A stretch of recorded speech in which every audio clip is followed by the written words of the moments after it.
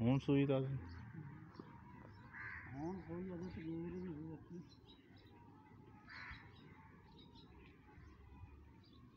ਹਾਂਜੀ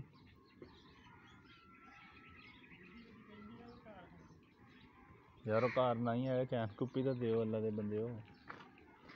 अस तो कराए 1000 रुपये दिहाड़ी के लिए तो शाही कोई नहीं सानू आप चाहिए मैं उस दिन फोन किया चौधरी अरशद को पेट्रोल पंप वाले को ली है टैंकी वो लदनी है मेरा नंबर उन्होंने घर दे उन्होंने कहा तू कहना फोन करो उन्होंने दियो मालक आए भाई फिर चोरी घर फिर आन दो मज में गर्म पानी लैणगे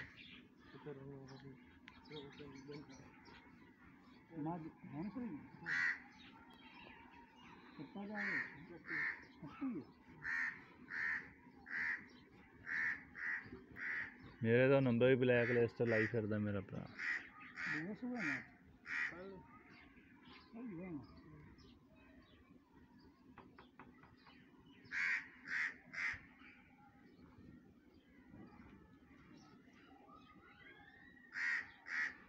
पानी इत्थों तक आ गया सीगा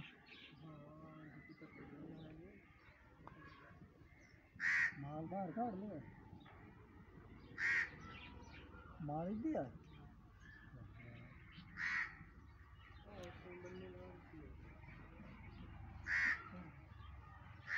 इको रात च आया इत्थे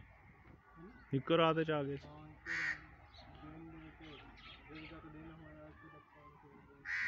तुहानू पता नहीं लगे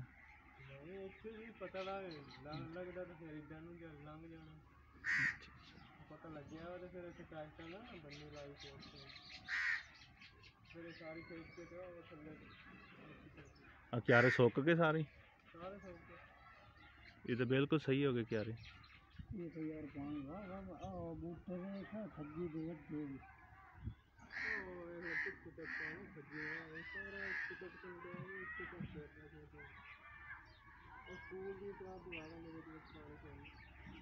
टप गया सी दीवारां दे उत्तों इन्ना डूंगा पानी सी उच्चा उत्तों नहीं उत्तों पानी नहीं थल्ले अज तो थोड़ी सेम है हाँ